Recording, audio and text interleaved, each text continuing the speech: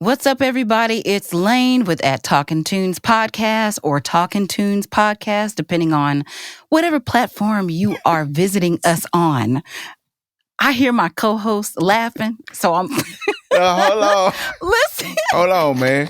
Your ass about Wait. at Talking Tunes Podcast. Shit, I don't know. No, because King, Okay, don't all right, distract me. All right.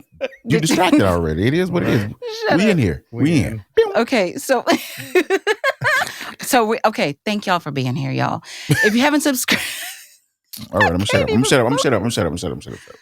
oh my God, y'all, this is what it's like behind the scenes or in front of the scenes, whatever, with Talking Tunes Podcast. We're glad you're here. Thank you for subscribing, following, sharing, liking, clicking the notification bell, downloading episodes, depending on whatever platform you're listening or watching us on. We are so happy that you are here with us today, Yes, and we we are. want you to stay.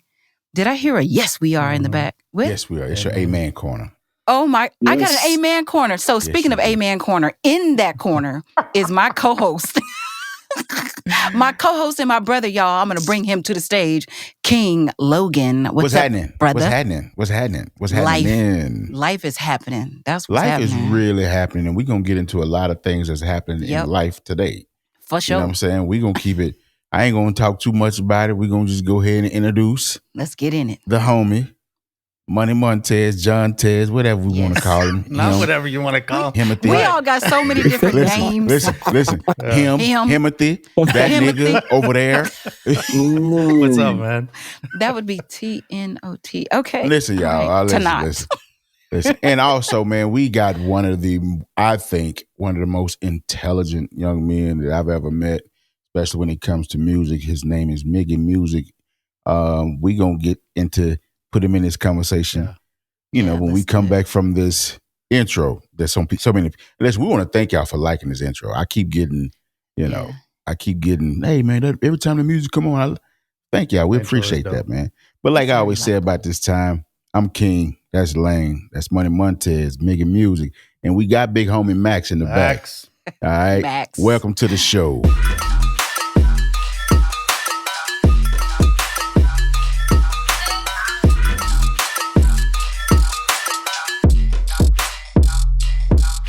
And we back. Just like Listen, that. Just like that. Listen, this young man we about to put in this conversation with us, man. He's on here today with us. Go by the name Miggie Music. Don't know his government name. We'll just stick with Miggie Music because he's just I think he's a very intelligent young man when it comes to music and when it comes to life, period. Y'all give it up for the one, the only, the little homie Miggie Music. And the crowd goes wild. Face ass. What's up with you, Miggie? What's going down? Migs. Man, everything is great. First and foremost, I want to say something to you and to Lane. I'm very honored, first and foremost, to be on here, and also because I feel like I was a day one on the IG Lives. Absolutely. And so to make it here and to be on here, man, I always respect and love everybody who's going out there and pursuing things, operating in faith, Come on, somebody. seeing things that are not as if Come they on, are. somebody. And that's an inspiration, especially to me as somebody who's also trying to do things and work as if things that are, Mhm. that I don't see with my eyes, they're Yeah. not there. So when I see you guys doing this, it's an inspiration. So that's why I hit you up, bro. I was like, yo, I gotta go over there Listen, and support my bro and my we I'm sis. appreciate done. it. Go ahead. We All right. appreciate it. And you know what? I'm gonna let Lane tell y'all, those of y'all who don't know the story, Lane, go on put them on the game, how this Boy, came yeah. about. See, this is hard because why do you call me up to the mic when I really want to just cry right about now? Thank you for those words, Mickey. Yeah. So King and I, I'll give you the skinny version. Yeah. I went on live IG. Don't say yes like that. Just What, you just felt the way? You thought- encourage my heart. She- Okay? It's She my felt heart- fat right there at that for yes, a little bit. Absolutely. No, just kidding. So I went live on IG. It was a challenge. My brother, King, and my co-host joins the live or sends in a request. And I was like, Yeah. oh, Lord. Do I press? Yeah, do because real talk, I wouldn't. If she didn't push the button, I'm gonna do it again. I'm gonna tell you right now. Do I press? Let him in anyway. So we ended up in there, and it just turned into a thing organically. People started asking, "Hey, when are y'all going live again?" And Miggie was one of the first people to join the live, and not only that, recognize and acknowledge that our relationship, King and I. Mm-hmm. The way that it manifests in our conversations on, public platforms, social platforms, it's real, it's authentic. And he said something that I will never forget. He said, this was like, I felt really convicted. He was like, you mean y'all got over 20 years of content and we're just now hearing about it? You know why I didn't feel convicted about that? But I understand. I'm going to tell you why I did. No, I'm going to tell you why, though. I'm going to tell you why. I didn't feel convicted because it's not that I was thinking that. It's just like, that's the era he grew up in. He's part of this reason that this new wave of music and content creating, it's his generation that does that. So they think differently than we think. Well, and let me share, since you shared that, I'm going to share my conviction. Without going too deep, it was just a reminder that, hey, the things that you have that have been lying dormant that you said you wanted to do, now is the time to move forward. That's where conviction and John, who's comes the from. preacher? Huh? Who's the preacher? You are, baby bishop. Preacher. Don't do it. She over there preaching. Come on. She over there preaching. Y'all, before we turned on these cameras and microphones, I was getting preached too. So we're going to save that for later. Lies. You know what? I need to pull the B-roll. All right. But this is about Miggie. Let's get to Miggie. Miggie, what got you into music? People, tell the people what got you into music, man. Yes. And how old were you? Music. I was my first memories are me at church when they was doing devotion. Mm-hmm. I would sit next to the altar, right next to the drummer. And bro, when I'm telling you, I watched and mimicked everything he did. So my first memories was always, since I can remember, it was always music since I was a child. I was playing drums like at 4. They would let me play, the offering song at church. Offering. So what did that sound like? Yeah, offering time was it though. What was you playing? Well, here's what's funny though, because when you're little, so of course they got a grown man drum set, so my feet couldn't reach the kick. So it sounded good. My hi-hat and my snare is just I couldn't reach the kick because I was little. So I was man. Hey, listen, I'm not trying to toot whatever. I always had rhythm. So it sounded good. It sounded good, at least to me. It did. But yeah, that was music since childhood. I mean, I come from a musical family. My mom's a singer. My dad's a percussionist and a singer. Wow. My uncles play.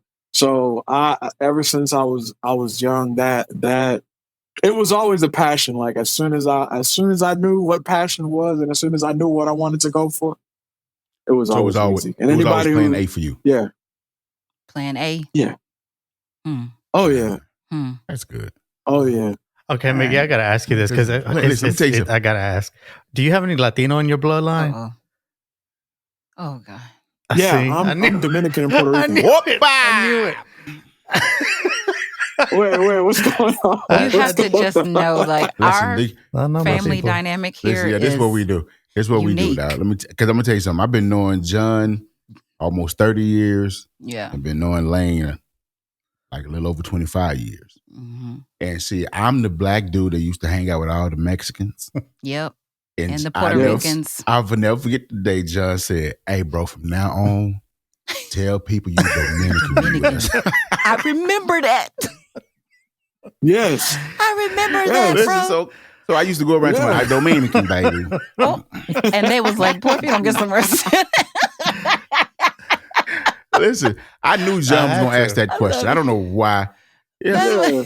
So, But no, when he was saying playing drums during the offering time, that was that was the time right there.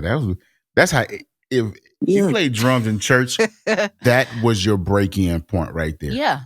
Your initiation into it. Couldn't wait. And imagine going to church with a Kojic church with about 8 drummers sitting down the wall on the bench. You just got to wait on your time. You got to wait on your time. You got to see if I play.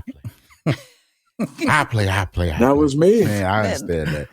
Why is drums everybody's first instrument that turns out to be a producer and keyboard players? And I don't know what that. Why is that a thing? I guess because of the rhythm. That's the exact route I went. Yeah. Drums, keyboard. I think it's because when you're a child, it's the most visually attractive one. Because it's the most movement, the loudest, as opposed to piano. Somebody's just sitting there. Guitar, somebody's just sitting there. I gravitated towards it. Instantly when I saw. That's like my first memories. I gravitated towards it. That makes sense for King, it being the loudest instrument. Oh, him going. Bro, you gonna quit for what? You're a great percussionist, or drummer. Say, bro. Listen, bro, producer, bro. We got company, bro. Bro, he's family. Hey, he's this is going back to the IG live days. Nah, Lane. I know he's Lane. Family. He got another Latino with him, so he's trying to feel like is that what it is? That nigga begging up his chair, nigga. That's what that is. He said, "I got my people with me." Yeah, that's what he on. I see what he on. Cause John be, what? Nigga, when I say this dude, where's John from? Where's Tell him from, Jay. Born and that raised nigga from Texas. But yeah. That nigga from here, bro. Where you live in LA.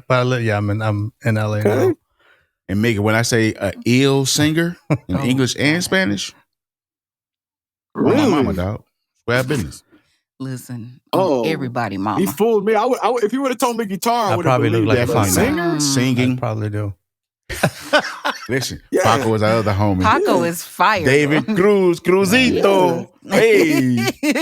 Listen, but nah, say Miggie, for real, when I say great vocal arranger, vocal producer, singer, like so much to a point. He got his term that he just said earlier today called assholiness. That nigga's an asshole in the studio, bro. But he's real particular, and he's really, really, really, really good with it. Okay, yeah, we've been doing this before. John Montez. Montes. Right. He's been on the vault. What's that? Is a sing off? The sing off. You know what I'm saying? He and You see R&B? That's what I did. Nigga, that's his thing. He grew up in the church. He the blackest Mexican that we know. Hey, from now on, whenever he does R&B, he's not John Montez. He's John Hill, because that's Montez in English. John Hill, J Hill. That's J Hill. He done changed my name. Yeah, that's his new name. J Hill. You changed my name. J Hill. Yeah. I like that. I like that. J Hill. J Hill Cole, bro. I knew that. Montez. I didn't listen. I've been knowing you all these years. Never knew what Montez was. It was just like, it was John over there. That's just John. We didn't. I don't know. Yeah. All right. Yes. So let's get back on track. I guess we. Well, you know what? Miggie mentioned earlier something about passion, and it's funny because I was going to ask you about that. And you said when you started playing drums, you were little and music was a passion. How did you know it was a passion? Like, what makes it a passion for you versus, oh, this is just something I want to do, or something that I can do, or something I just want to try out? When did it become a passion? I would say how it made me feel when I was a little kid, how music made me feel. It was a feeling that didn't translate or didn't feel like anything else, right? So I would be in church, right? And when I would just hear music, like how it would make me feel. And then King would know this, there's the reason why I think for me it became a passion, because I did feel like it was tied into a calling, because there was a lot of times when I would be playing or when I would hear music at church, and it wasn't just that it sounded good. Like I literally I felt it. I felt like notes, and I felt like kind of like God design. I don't want to go too deep into it, but that definitely that tie between spirituality. No, sir. You talking to three people where you can't just say that statement and don't unpack that. You got to unpack that. That has to be unpacked. No, God design. That word, that phrase. God design. Explain what you're saying. Okay, so let me go back all the way from the beginning then, so maybe it'll make more sense. So my mother and father for 8 years have been trying to have a baby. And the doctor said, hey, this is not going to happen. I'm sorry. You guys can keep trying. It doesn't happen. My mother went to an evangelist. For people in Puerto Rican, his name is Yeye Avila. So he is the like the Benny Hinn of Latin America, right? And so they prophesied over my mom, about, hey, you're gonna have two sons, and one of them, they talked about, hey, he's gonna be talented in music. So I'm not knowing this when I was like a little kid, right? So back to where I was telling y'all the story, nobody told me to go sit up at the altar and go listen to the drummer. Nobody ever explained, like, even though my dad and them are musicians, nobody ever had to teach me anything. When I was playing, it was just an instinct within me. So that's why I said it was God designed, because a lot of the things that musically that I'm able to do, I can't explain to you how I got better at it or why that feeling comes into me. That's why the only way I can explain it, that it was a God design. It had to be designed, by God for me to do it. Even my mother was telling me that when I was in the womb, when they would play certain songs, she said that's when I was moving the most in the womb. So I can't go back and remember in the womb, but all I can tell you is that had to be a God design. And even to this day, like how I listen to music and how I receive music and how it makes me feel, it's just, I wish I could explain it to people. But I definitely we got a little time. We got a little time. Let's see if we can try to explain it. Let's see. Google it. Try to explain it. No, it's inexplainable feelings. Well, let's try to explain. Let's try to put it in words, because if King wants some science. Okay. No, yeah. Okay. So I'll explain it to you. So when I'm listening to music, and of course not all music, right? How I receive it and how I feel it, it literally shifts and changes things, I feel like, within me. And I'm talking about just the music, right? So for instance, I'll hear a song, and I know this is kind of whatever. I don't know if you guys ever heard Misty. Oh. This is like I get the jazz Misty. standard. Yes. Yeah. Right. So, hey, I hear that song when I'm in the car, right? And I feel emotional about that song, right? And I'm just sitting there riding. Tears will just come down my eyes, right? I can understand where that author was coming from, and him and his expression of that love to me is just, I can feel it, right? Misty. Whenever I write, and I get misty, right? So, you're so crazy. Yeah. So, for instance, like, and also too, that comes a lot in as far as in my music creation. As far as for things that I feel like, man, I can't. If I could explain the feeling that I get, or let me try to explain it. When I'm in the studio, right, and I create something that I feel like feeling wise hits me, at that point, which is kind of tying back to the original thing we were talking about, that's what really keeps me going and lets me know that there's a purpose behind this. Because if I through my music can share that feeling with other people, then I feel like I won. Because then that was kind of, and I'm sorry, I'm all over this. That's what kind of leads to ministry, which I feel like this is why God designed. Because once I feel like I'm no different than any other musician. Maybe somebody might think I'm better, might not, but everything that I do is based upon feeling, right? As far as my production, and as far as when I'm listening to music as well, right?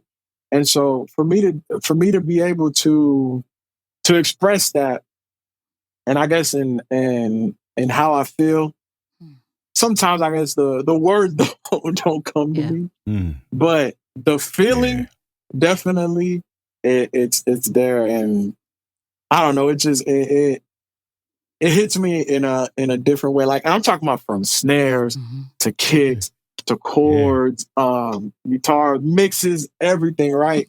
It just I feel it like if it's a person, or like someone that I'm looking at, or someone describing to me, a person, place, or a thing. Also, musically, instantly takes me, like, I feel like it's a time machine. Whenever I hear, like, for instance, Usher Superstar, automatically takes me to like my junior year, in high school. And I'm like, thank you. That's what music is supposed to do. And so one thing was hearing it, right? So then when I got into the creation of music, wait, you mean to tell me that I can create the same feelings that I was hearing coming from other people? And I can use that for my own, for my own message and for what I want to do? You know, that's that.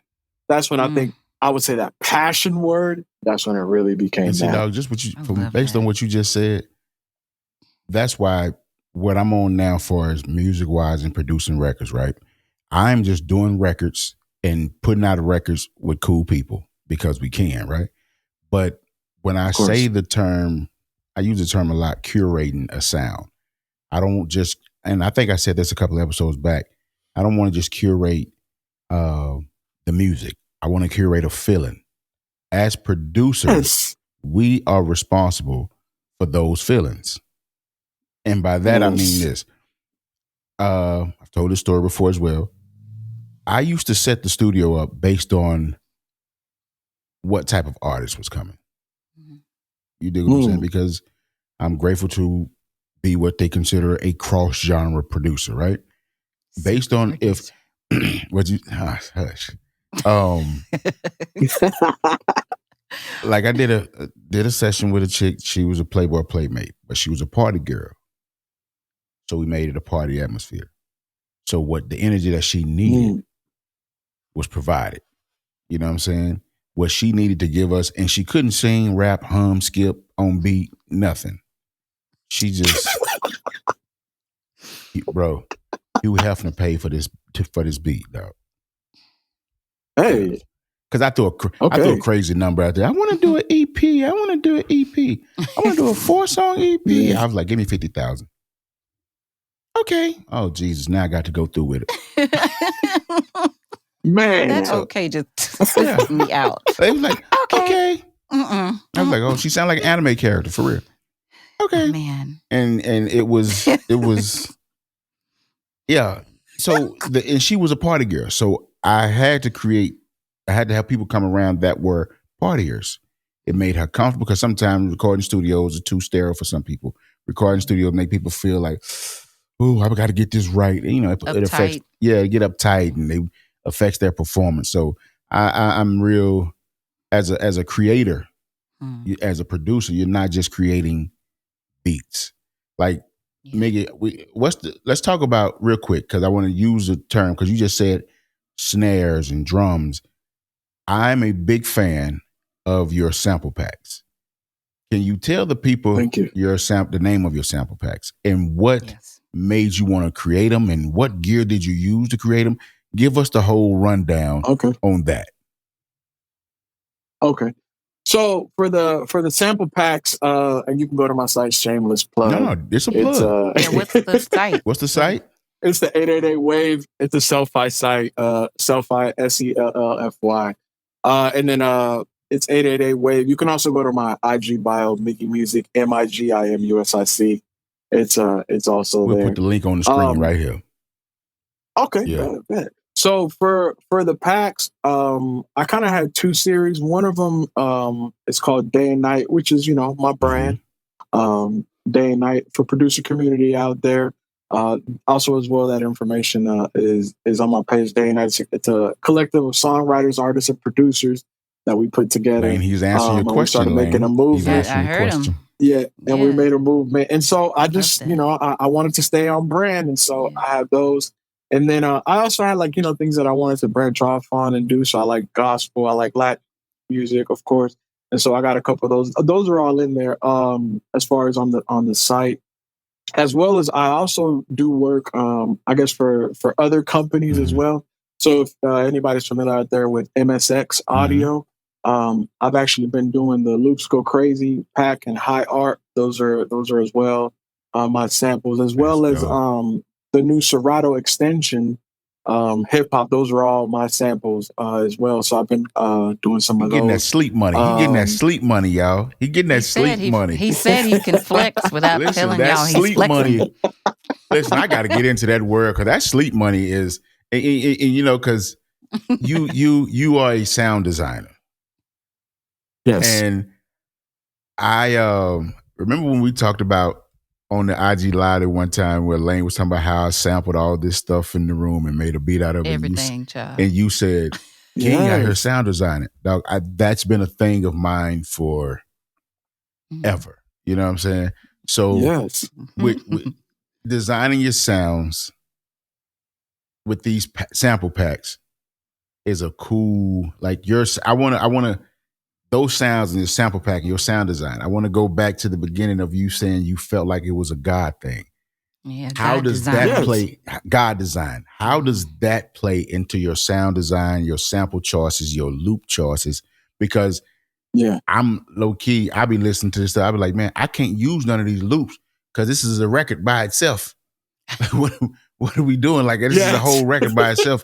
And that's, I can't use, I would have to chop this all the way up to even use this. So how does the God design in your life play into your sound design, your sample choices, your loop choices for the day and for your sample pack choices? So I would say the reason why my sound design, I guess you could say how I approach it and why it sounds the way it is, going back to the God design.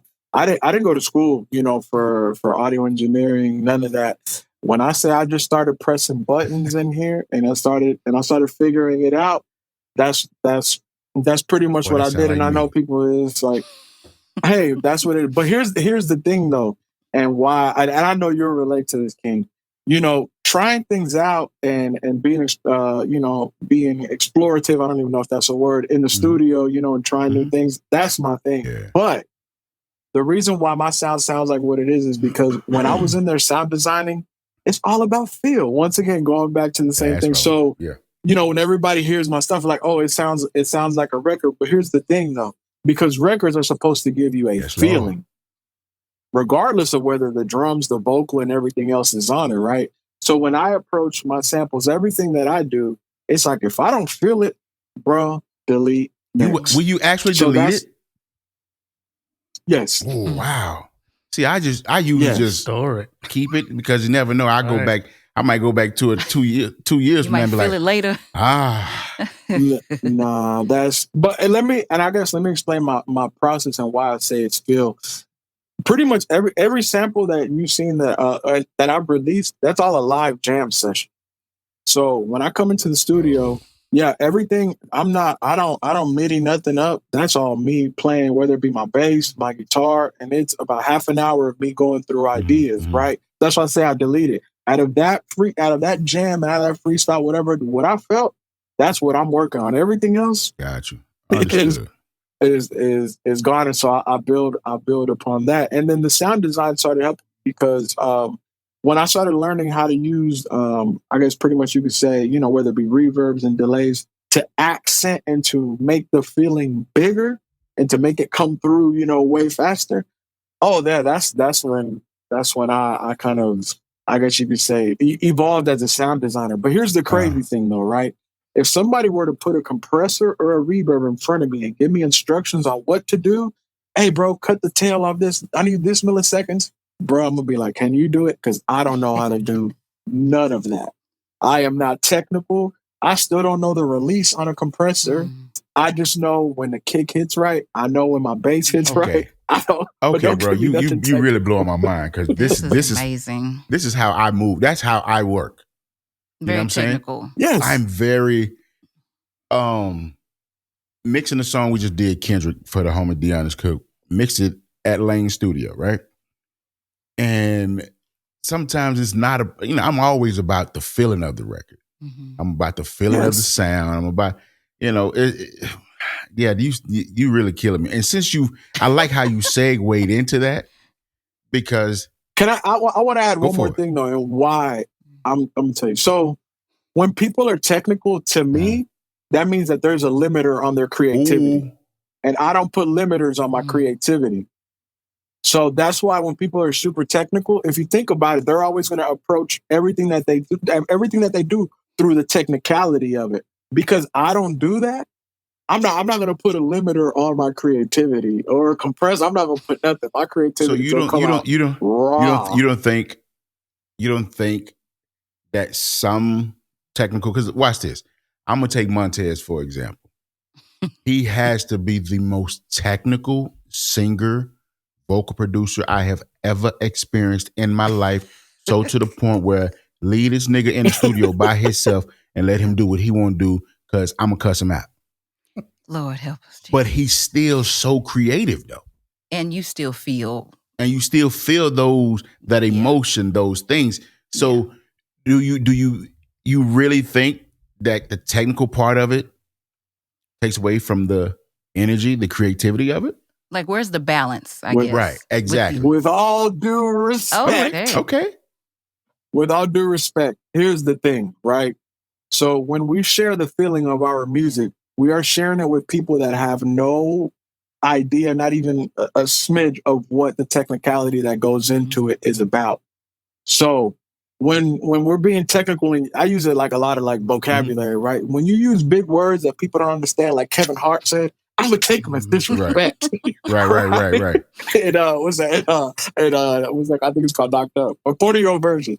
So that's why to me it's like, why are we putting limit out? Let me say, yeah, it is limiter. I'm sorry, that's just how I feel about it, right?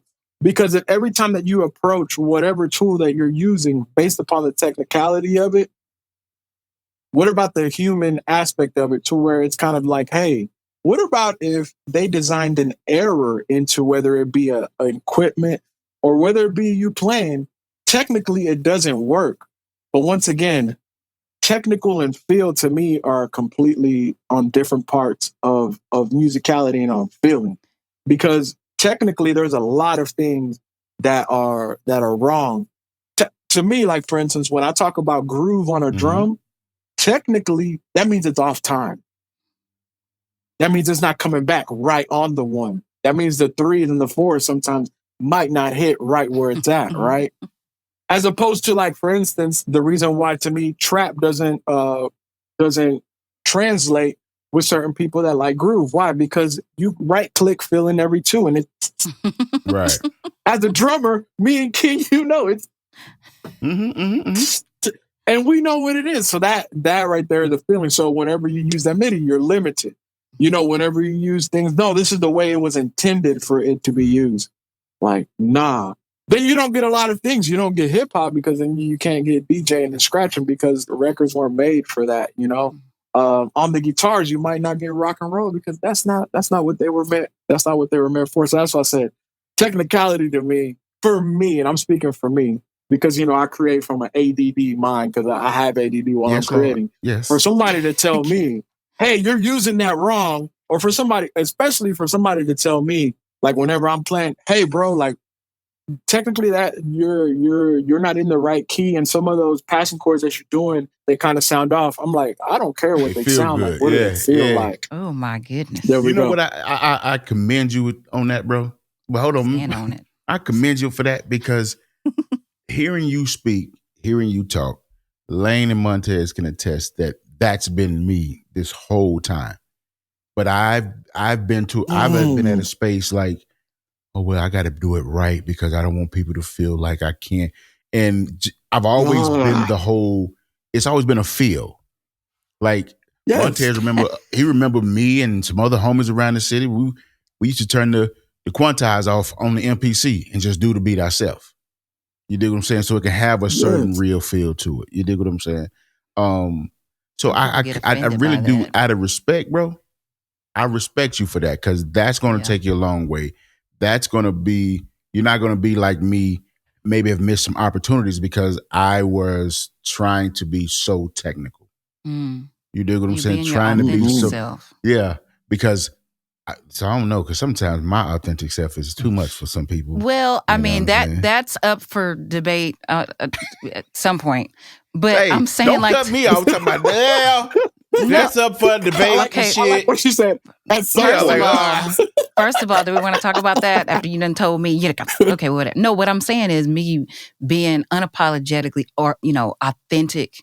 And it's like, hey, this is what I feel. What do you want people to feel? I mean, I know you said you can't describe, like, what comes up when you listen to certain sounds or whatever. But what do you want people to feel? Who, me or Miggie? When both of y'all both of y'all producers. Let's. I can speak to you. I can speak to you. Say, Jay, right? As well. But let's. Yeah. You can. Yes, you do. We in the conversation. Come on, let him answer this. Yeah. And you know what? And let me clarify. Let me clarify one thing. Okay.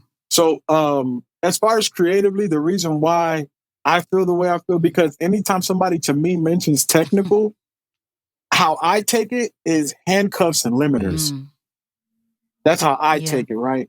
So I understand that there's other people that are technical that can see a mistake that I made and probably make it a polished mistake, right? To where it would still be a mistake, but at least they can polish it up. And I respect that, and I understand that. But to me, as far as creatively goes, no. And like, for instance, I know King was talking about, where he was, hey, in a studio, we wanted to make it a party atmosphere, right? So for me, party, every time that I hear it, euphoria, not the show. I'm talking about the feeling.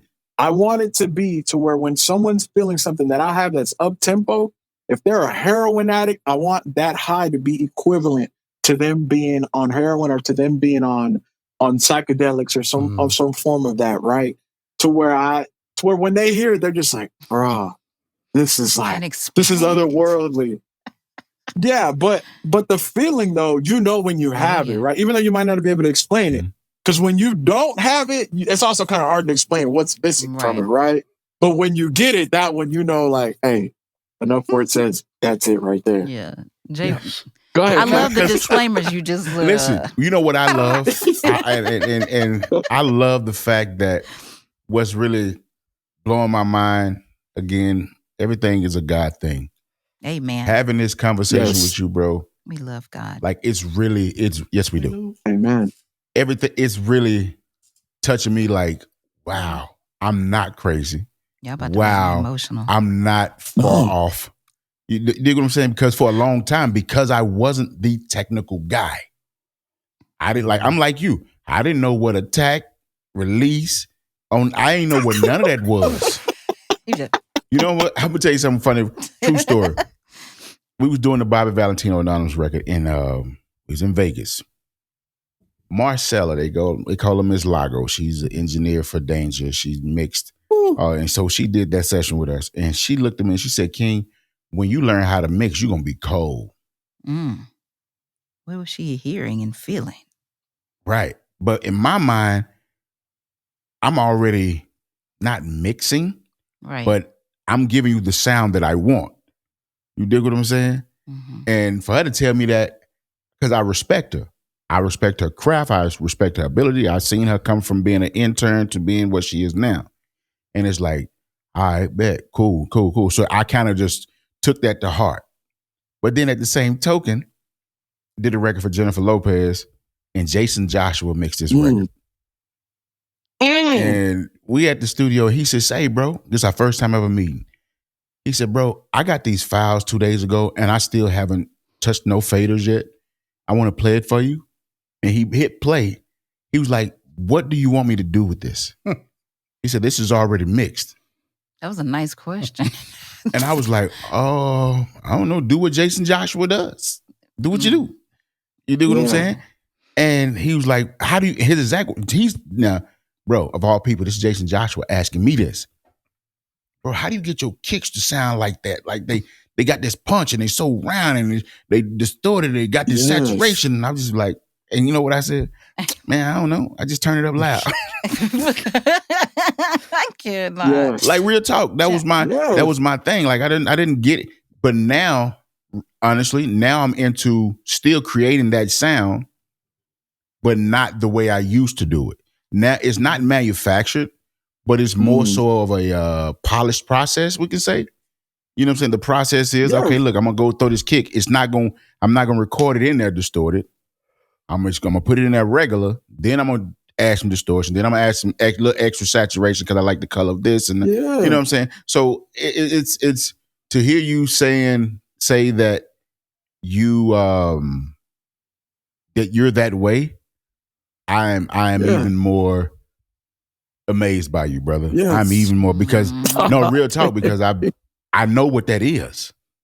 I used to tell people all the time, I can't explain a record to you in chords and all this other stuff, but I can explain it to you in colors. Mm-hmm. Yeah. Like for me, every sound has a color. Every sound has a feeling. Yes. And so I feel like we have a church. Listen, no, for real. John, was that you? Yes. Who said that? Because you know what? Because he understands it. He understands it. Oh, I get it. Because when he's singing, I'm for real. I've actually seen one of his sessions. Talking about Jay? Yes. 35, J 40 Hill? tracks J Hill? of background vocals.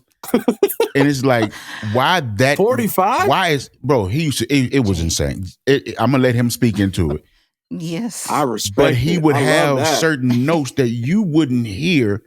And if it sound terrible by itself. But you put it together, it makes this palette, and it's like, whoa. Oh yeah. You know what I'm saying? And I'm like, and I can really say that right now, Montez. I got that from you, bro, because I'm like that with sounds now. Yes. I'll take about 4 or 5 different keyboard sounds, and because it's got the chorus going that way and the flanger doing that thing, and we're gonna make it one sound. I'm gonna put it in the bus, and we're gonna put this compressor on. We're gonna glue it together. It's gonna sound like one sound, but it's like 4 or 5 different sounds. You dig what I'm saying? So I mean, bro, I'm impressed by you, big dog. I can't even front. Yeah. I can't even front. Montez, you got something to say before I ask him another question? I really want to hear what J Hill got. That's Ladies and gentlemen, today his name is J Hill. No. It's He sounded like he didn't like what I said. But it's definitely not that I don't like it. I think it's a different take on it. For me, okay. So for me, and I know the show's not about me, but so I'm going to try to say this as quickly as possible. You all right? You good? You good? No, you good. I didn't know when I started recording vocals specifically. I had no idea there was auto-tune. I had no idea there was vocal line. I had no idea that these things even existed. And in my mind, I wanted the sound that you would hear on a Michael Jackson You're aging record. us, John. Like that's what I was after. You're aging us. You're aging us. You're aging us. But no, that's the background vocals that he did. That's what I was after. Yeah. So I wasn't getting it, and I wasn't getting it, and I started to develop. And I think I've said this before, but I got in the studio one time with Rochelle Seawright, and she showed me how she did her vocals, and it's insane, her process. But it was after that point that I started becoming, I guess, more of a technical singer in that aspect. But it was because I was really trying to develop a sound that I didn't know was actually technical. I tested it now coming, back or coming up to a little closer in time when I did a Spanish record. So yes, I'm Latino, but when I first moved out to LA, I kind of spoke Spanish, but I didn't really. And as people who write in Spanish, it's very metaphorical. And I used to talk about him. Yeah, I couldn't leave him alone. and I couldn't speak it well either. Like I could speak it, but it was very country and not good. Yes. You were a no saba? Probably worse. Probably worse. So when I would read lyrics to a Spanish song, in particular the Spanish album that I recorded, I didn't know what the heck I was saying. So the way that I maneuvered the emotional aspect of the song was I literally just listened to the chords of the music, and that's what dictated how I was saying my vocals, how I recorded the vocals, which way I took them. And after I recorded it, then I was like, okay, can you guys tell me what the song's about? And they would tell me, kind of, translate it for me, and I would understand it. But like, I feel like the emotional part that I put into it was on point because I was listening to the music, and the words of the great Michael Jackson, the music will tell you exactly what to do. So that's what I did. And I didn't know what I was singing lyrically, but the music was telling me exactly what to do. And that's what I went with. So I do believe that technicality can merge with the emotional part of it, especially when you don't know that is technical. I really didn't know that I was technical until King just said it right now. And now that he's saying it, I realize, okay, I have been, and that's what I guess you would call that. Mm-hmm. But I also feel like I've been able to marry the two. So I just wanted to say that.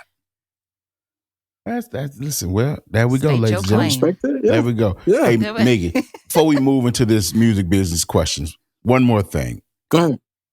For the nerds that's listening, the producers those of us who like to get super technical, what gear what gear do you use, and what's your favorite piece of gear? Yeah. Okay, so as far as what gear I use, my DAW, FL Gang, FL Studio. Listen, I swear to God, every time I hear somebody say that, y'all make me feel like dumb old, because I remember when FL Studio first came out, like the version 1, and I was like, yes, like what? Nothing. It's a long story. Okay, FL Studio. But you know what's funny though? On that old thing, I'm gonna tell you something. I don't think y'all should feel old. Let me tell you why. Do you know why my sound design and especially on my drum game is like really as good as it was? I did not know that Just Blaze, Kanye, Diddy. Okay, so for instance, the song that got me into production is More Money, More Problems, right? I didn't know that that's Diana Ross, I'm Coming Out, right? I thought that somebody like literally went in the studio and played. So, me hearing, like when I heard those drums, I'm like, bro, how did they get that snare to sound like that? So I was in a little Yamaha motif and what is it? What's the church keyboard? PRS? The Yamaha, the old Yamaha. I was the prequel to the motif. I was in one of those like looking for sounds and I'm like, bro, where did they get those snares from? I didn't know nothing about MPC. I didn't know nothing. So that's what kind of like drove until I think when I was like 15 or 16, right? Then I found out like, wait, Just Blaze takes his drums from James Brown song? I was like, what? So that's why I said y'all shouldn't feel old because that happened to me too. Okay. It's like, Okay, so FL Gang. FL Gang, and then everything. Me personally, I'm a live and hardware guy.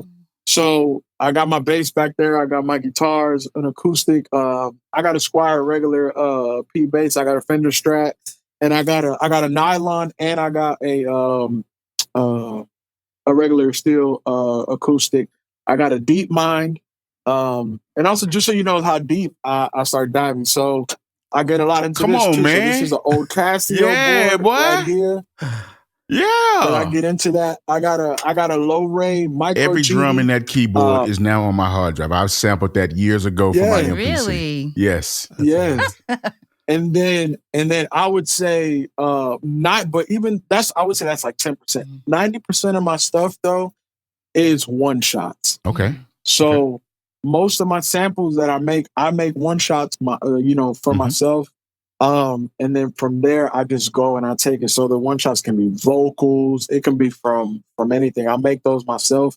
And, since I could play a little bit, so I manipulated and finessed it a little bit to make it sound good. That's the part of the game. And my favorite piece of gear. Favorite piece. Even if it's a plug-in gear, whatever. Something you can't leave home without. I'll say this, and I say it to everybody. Certain people have it, certain people don't. It's a very exclusive VST called Creativity. That is Good my stuff. favorite piece of gear. Good one. Because no matter if I'm in my regular setup with just my hard drive, I gotta have that one. That's just me. I get it. But honestly, if I had to say. It's a stock FL Studio plugin. It's called Harmer. So pretty much it's a one-shot machine. And so it allows you to put your one-shot in there and whatever you want to do to it, you can do to it. If you want to make it granular and you just want to play a little certain part of it, if you want to add, whether it be whatever type of wave, synth wave you want to add on top of it, take away. It's an additive and subtractive synth. I use it all the time because I'm real big on, I don't want nobody to ever hear anything that I played and be like, oh, I know where that's from. I know somebody else that thinks like that. Absolutely. Absolutely. Kingdom. It's just, you know what it is? It's just producer because you don't ever, the one thing that I always want to be in the room is standing out. That's the first thing that I remember I don't know if you remember, King, the first time that we actually met at an iStandard beat camp. Yep. And the good thing was that when I was in line, I was the last one in line, and everybody played King trap records. Now we got to tell the story. Now I got to tell the story. Go ahead. See, tell the story. I never forget that iStandard. It was at MT, right? Listen. Yes. So I was one of the guys that they had where they would come in and everybody would play me their beats. Certain ones would come in there and I'd be like, why are you in here? Like, is this like the equivalent of like what Timberland is doing right now, like using his social platforms kind of? Yeah, before it got big like that, yeah. Gotcha. Absolutely. Okay.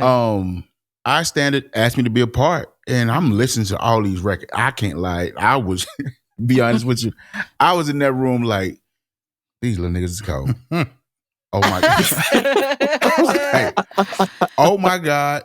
They cold. And I remember when Miggie came in there and I was like, bro, why are you even, what are you doing? Like, I was just so shocked that he sounded so good.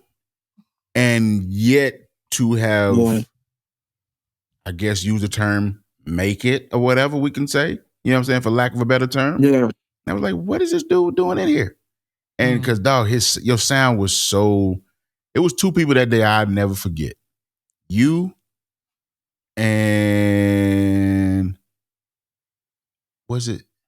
Yo, Sick With It. He took me in another room and played music. Yeah, Sick With It. I was like, yo, what are these dudes doing? Like, why are they? I didn't know I was sitting there talking to the future. You know what I'm saying? Wow. But these guys, y'all are the future, bro. You know what I'm saying? And so, even speaking of that, the future, do you think the music business is over? I just want to hear your take on this whole narrative that's going around. The music business is over. Gone. Okay. Being fully honest, it's two different entities. There's music and then there's business, right?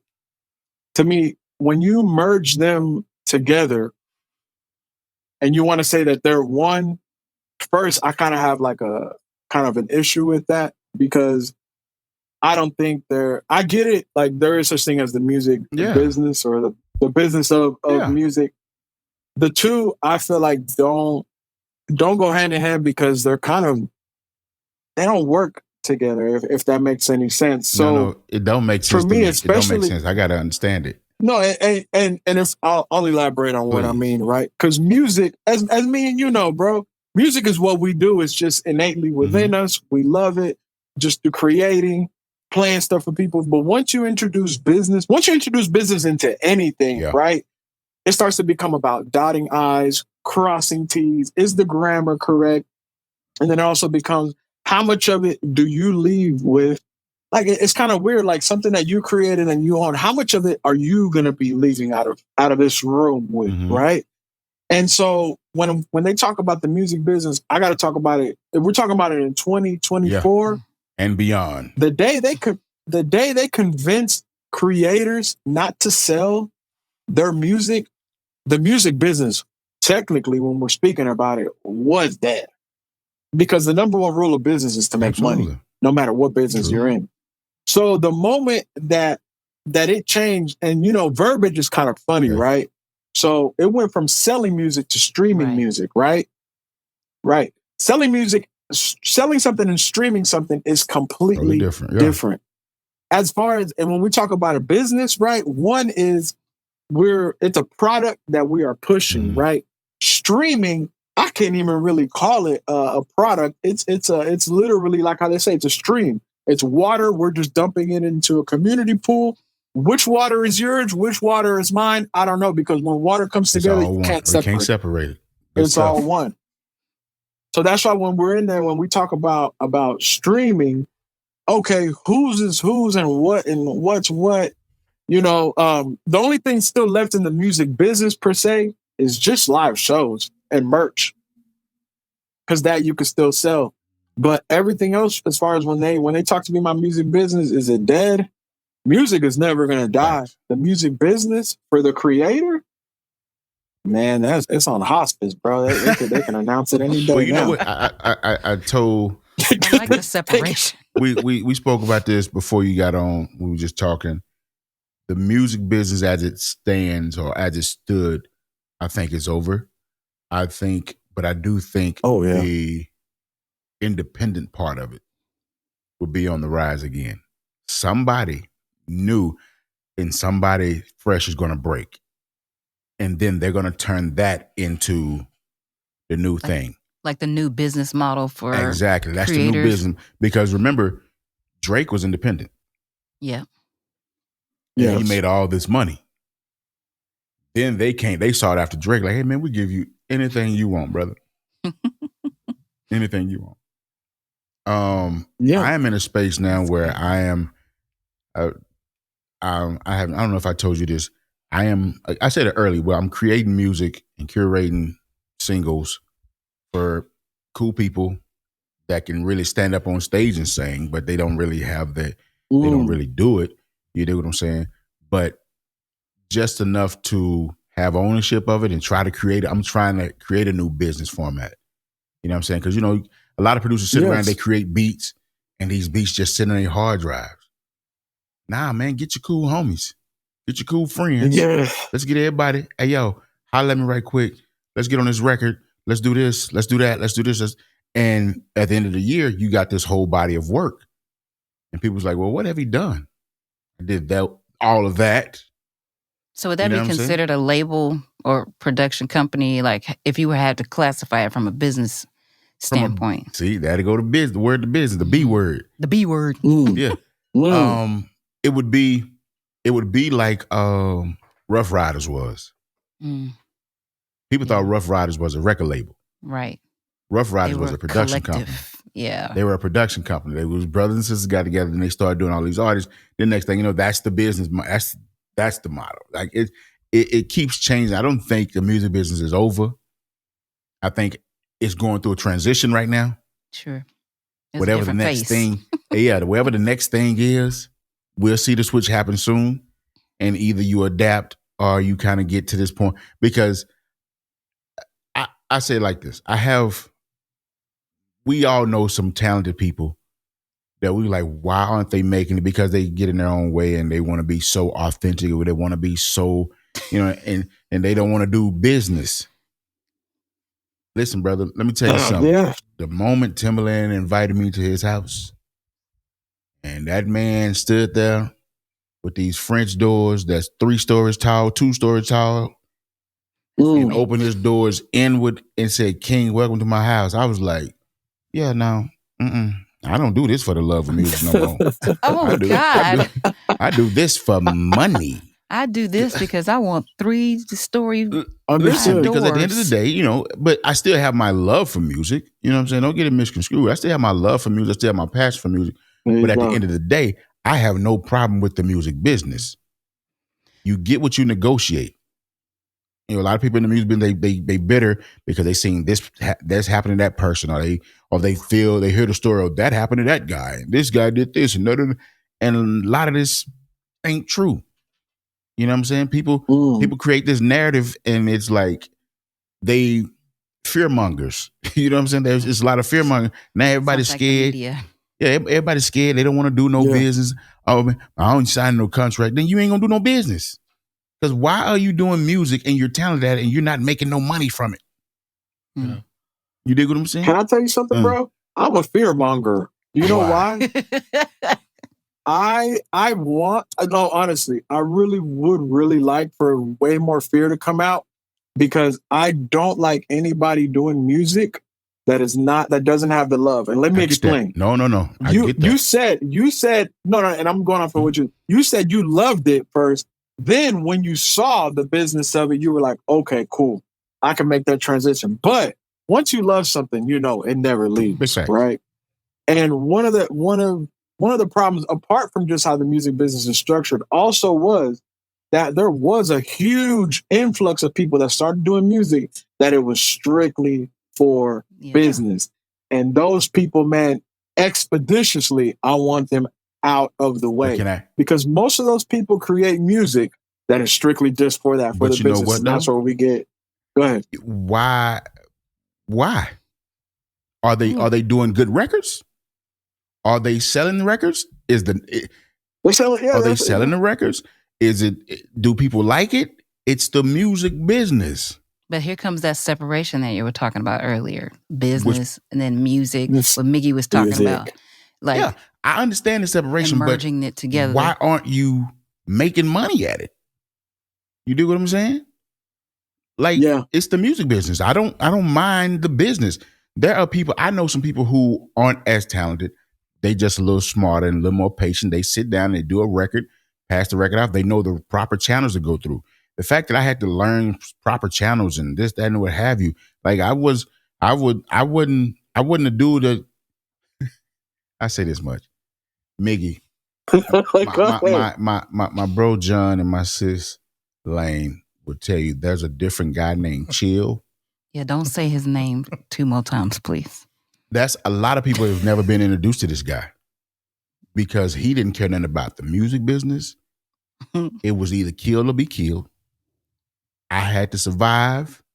It's gonna be what it is. You don't fool me, I don't fool with you. I wasn't a politician. I didn't know how to play the game. This, that, and I didn't know. I don't feel like talking to you, man. What are we talking about? I don't care nothing about none of that. But when I start seeing like this, it's done this way, and this is we can go into this whole gatekeeping topic, but go into it, bro, because that's how I am when it's just about creative. Mm-hmm. So that's why I'm telling you, go into that, bro, because I'm honestly, I need to learn. Well, all I'm saying, okay. What I'm saying is this. I was not until after the fact, not until after the whirlwind that my life went through for a few years, like, whoo, I'm over here, I'm over there. This person calling me, Michael Jackson calling me, Puff calling me, all these people calling me. And it's like, I'm from West Dallas Projects, bro. I don't even know what are we doing? I don't even know how to talk to these people. And who are you? And then I had to start realizing there's certain ways you have to talk. There's certain ways you have to move. Because sometimes being so authentic when it comes to the creativity, because gone are the days of the era of Prince, where you can be that creative and people will still respect it. Why do you feel? Oh, did that hurt your heart, Mig? Like, Miggie? Because listen, I love we all Prince. do, and Prince was listen. Rest in peace. He was the GOAT. Yeah, and that man took his time and curated songs and sounds and records, and it took forever to this happen. Those days are over. Either we gonna that hurt. I want to know why. I want to know why that hurts. Because a purist. He's a purist, man. Because he said right. it. Yeah. And he said it, like, for instance, for me, and I get, and I respect the king. The reason why I'm asking is because, bro, a lot of the times, creative wise, when it came to the business, I really struggled with not taking things personally, bro. Yeah, you have to, though. I really struggle. Look, in my personal life, I'm the nicest, most respectable guy. I understand it. I'm understandable. But when it came to my creativity, bro, I really wasn't. And so when you say like, oh, it's too authentic, I kind of fall into that category. I'll never say it's too authentic. No, and that's why I'm asking, because I do myself realize that it has changed and that I do need to implement new structure, new things to be able to really navigate. Because look, bro, even though I'm young, I'll be completely honest with you, bro. Like when I look at Prince, okay, first of all, nobody my age really is going to have bass, live guitar, all this. Like I take pride in, because everything that you hear, I did. I don't call in no musicians to play my stuff, right? Grand scheme of things, does that matter? No. But to me, I took a lot of pride in that. And so when that came to business, that's why for me, and some people might say, hey, man, this guy, business-wise, was a little bit different. I was, because it's like, no, you don't understand, man. Like, I really put in 24 years of me really doing this to get to this position to where I'm at. And so that's why when I hear you saying, hey, you can't be like that, I kind of want those tools so that moving forward, I know how to navigate, because I know things are changing. That just made my heart smile. I'm for real. No cap. No, for real. Because at the end of the day, I look at somebody like Miggie Lane. I look at Miggie, and I look at the who else can we call? It's a lot of y'all in the city, man. It's a lot of talented producers in the city that are we're going to use Jontez as a word, that are purist. Oh yeah. And I understand the purism of it. I get it. But like you said, still let me be an OG and say, Brody, I was like that too, but it didn't work like that because I didn't have these tools. The fact that I done been down this aisle or been down this road, hey, sometimes being a purist in public, man, you don't get that sign down. Oh my God. I'm gonna finish this statement. It's 10 minutes. You got plenty of time. You got plenty of time to finish your statement. Because we out here. We didn't get to half of the stuff we say we're gonna talk about. But anyway, part 2. I was a purist in a sense, because it's like, oh man, I gotta sample everything and I gotta do and I was a purist up until 2018. What changed? What changed was one of the young homies who got some great records just like this. And I quote, say, OG, stop doing that old shit, man. I was like, excuse me? Excuse me? He was like, yeah, man, you working too hard. It's taking too long. And then it clicked for me. Sometimes quick turnaround, but still good product works. That don't mean you're not being, you take what you already know. You take the purism that I'm a purist. I'm going to stick to this. Let's just find a way to polish it a little quicker, make it happen. You can still be that, but still, even when I'm producing records, right? If I want this record to sound like, to fit on this particular playlist, yeah, I throw a sound in there just so people can feel that, oh yeah, okay, I can fool with this. Because if you give them too much, you know what I'm saying? I guess I tell you, like I done told Lane and Montez, they done heard me say 1,000,000 times now. Quincy Jones said it best. Put your art on the wall and give the people what they want. Man, bro. And what people want, I've used that so many times. People don't want home. The problem is I don't use it. Here's what's sad. Here's what's sad. You do it. People,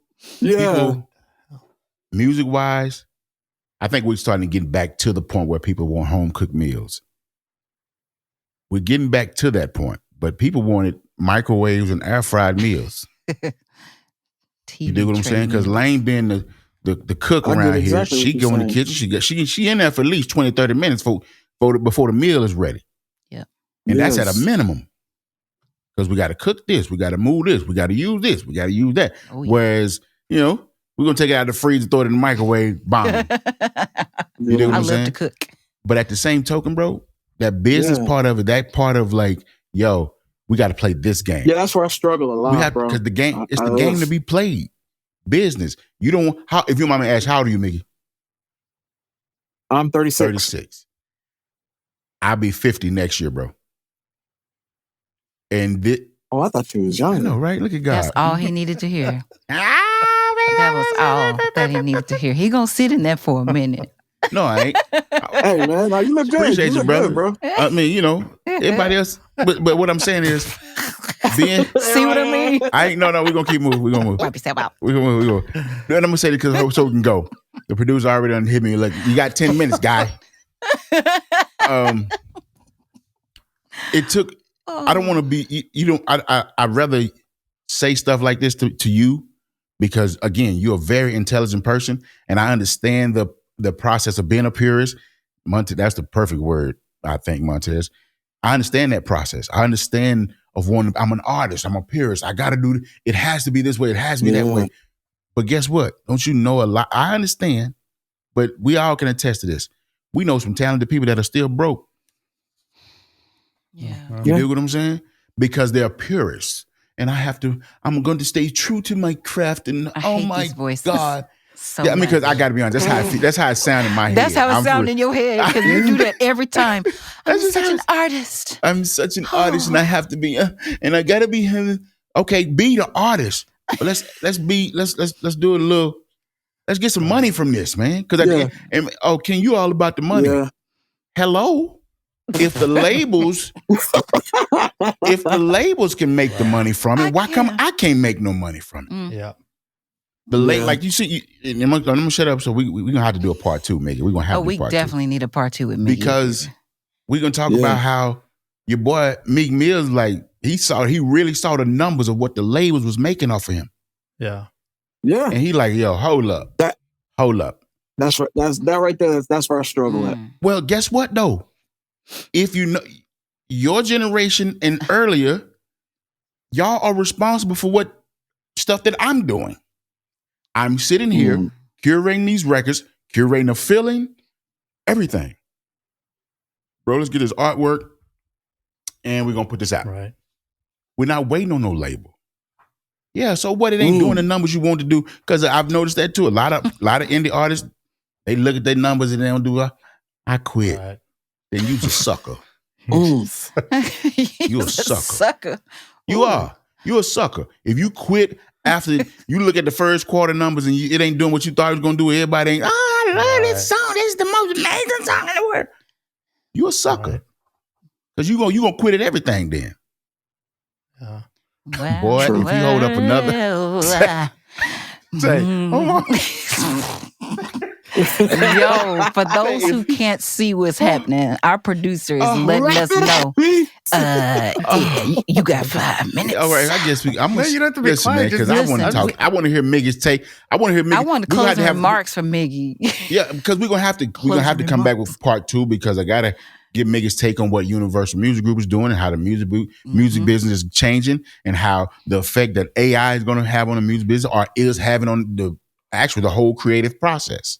So there's our part 2 show, by the way, Miggie. All right. Listen, again, man.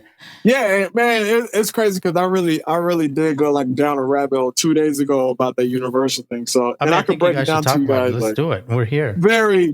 Yeah. You sure? Well, you just held up a sign that You just told us 5 minutes, and now we're at 3. Go ahead, Miggie. Let's go. A little longer. Yeah. See, I told you he was racist. Sure? I told you he was racist, Anisha. I told you. Go ahead. Go ahead and set it up so it translates right, kid. Go ahead and set it up, and then I'll let you guys know. Oh, God. Universal Music Group did a big layoff. I think they said almost like 8,000 people or some crazy number. Astronaut lost their livelihood, basically. Man, that's really sad. And then and at the same token, Universal Music Group has they have they're starting their own platform for content creators to use the songs that you've produced. You dig what I'm saying? Yes. And double dipping. People are paying $30, have to pay $30 a month, and they can use these license free. And again, I still blame y'all young niggas for that because y'all started leasing beats and shit, and that changed the whole fucking game. I don't even want to talk about that. Hey, listen. Let me tell you something. I ain't never leased not even a car. I can't stand that. But anyway, how do you feel about this whole music? How you feel about this whole thing? Universal Music Group are doing like it, and then they going where you can, they taking their stuff off of TikTok. You know what I mean? Montez, you don't say nothing. We know you don't like race. Don't even bring politics into politics. Okay. Yeah. Nice. It's not politics. So here's how I view it, right? So, fortunately, bro, I grew up around one of my homies that I saw him, and he does well in business right now. He's a millionaire, somebody that helps me out as far as business things, right? And one thing he taught me was that, business on the surface level looks one way, but the practice of it, the game of it, the skill of it, he said it's a lot of, you got to know about, contracts, understand what is going where, who's getting what, who's the face, who's the money. Absolutely. Right. Yeah. So when I saw the Universal, the music group, at first, I didn't understand why they were pulling stuff from TikTok.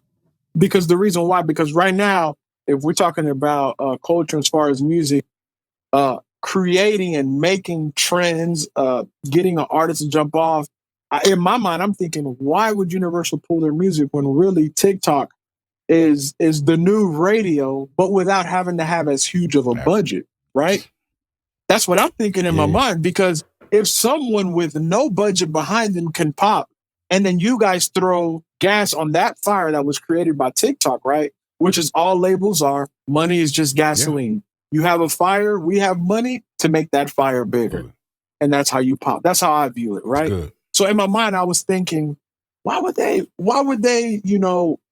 cut that off? Then when I started realizing it, because you don't help out your competitor. TikTok is the competitor of major music labels. Why? Because literally their platform says you don't need a label. Come with us. We'll provide you all the avenues that the label doesn't. And guess what? No ownership over the masters. You can push this however you want to. And then your audience comes directly to you, which is where I think the future of music business is going, right? Consumer. To where, direct to consumer, especially now because, for instance, I really like how old I am because I'm able to see both sides. I was able, when I was young, I remember going, I don't know if you remember this, King. Oh, you're already popping. But in the mornings, you would have to go to 97.9. I don't know if you remember. And I used to go, there were multiple artists. and you used to have to play the song for them, right? And then they would tell you if they liked it or not. But then you didn't know that. You thought that if they liked it, they were going. So I've been there when they liked it. And then I went to the second meeting to where it goes, hey, this is how much money it's going to take for you to be on rotation on Sunday. This is how it's going to, the game ain't changed. The game ain't really changed. It's just different ways of doing it by the payolas. Right. Face. Yeah. But then TikTok said, you don't have to really do a payola with us. Your fans with their eyes can do the payola. And since that's helping us out to get more views and to have people on here, low key, we're scratching each other's back, right? So once that happened, then I was like, oh, okay, they're competitors, right? And then that's when I started deep diving. And once again, when my face told me, hey, don't look at the face, look at the money behind it, right? So one thing I encourage anybody who's watching this, bro, the first thing I always do that taught me a lot about business is go look at umbrellas and parent companies. Meaning, when you see Universal Music Group, don't just think it just goes to Universal, right? You got to go look at, if Universal is publicly traded, that means that they have stockholders and shareholders. Then you go and you see, okay, who really owns UMG? So prior to this, a large portion of it was held by this company named Vivendi, right? And then there was another holding called Pershing Square. The change that happened, I would say last year, was a new holding company, which now I think they hold 40% of UMG, which is like the majority stake on there. It's called Tencent Music, right? I never heard of Tencent Music before, right? So I start to think, okay, whoever this Tencent new people is, they must have beef with TikTok. Then when I go and look it up, Tencent is actually the competition of TikTok in China. So that's why now Universal Music Group. Whoa. Hold on. Wait. You say what now? Go ahead. Okay, Tencent Music. You can look them up. It's Tencent, right? They are the direct competition of TikTok. Why? Because what does TikTok do? Take your song. Hey, we can create content. We can do this, right? UMG, when they said, oh, we're going to pull our music from TikTok, right? The first thing I thought was maybe they didn't like the deal that TikTok offered them, right?